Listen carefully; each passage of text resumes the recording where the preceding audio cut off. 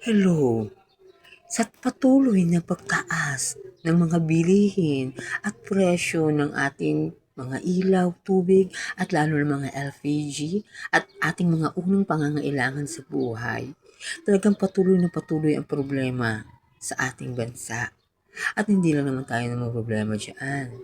Pati ang ibang bansa din dahil sa gulo na nangyayari sa ibang bansa.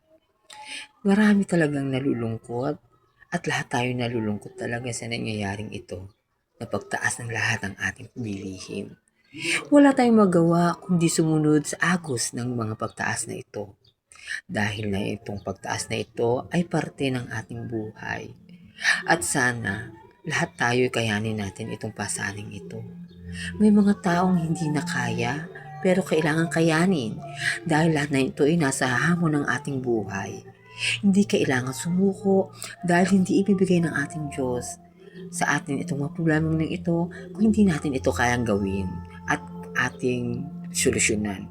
Huwag tayong mawalan ng pag-asa dahil hanggat meron tayong natitirang pag-asa sa ating mga puso, isip at kaisipan ay patuloy tayong makakabangon sa ating mga nangyaring problemang ito. Sana lahat tayo ay huwag sumuko at huwag magkaroon ng talagang lungkot sa ating katawan at sa inyong mga pangarap na inyong dapat gawin. Kung pangarap ninyo, kailangan ninyong itong ipursige.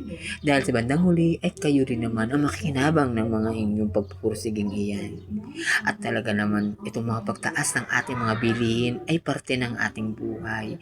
Kaya kailangan nating sumunod sa agos ng buhay na ito. At ito po ay akin lamang simpleng inyong paalala sa inyong lahat at siyempre sa inyong lahat ay kailangan tayong lumaban sa buhay. Ito na po ang aking munting mensahe para sa ating lahat. Maraming salamat.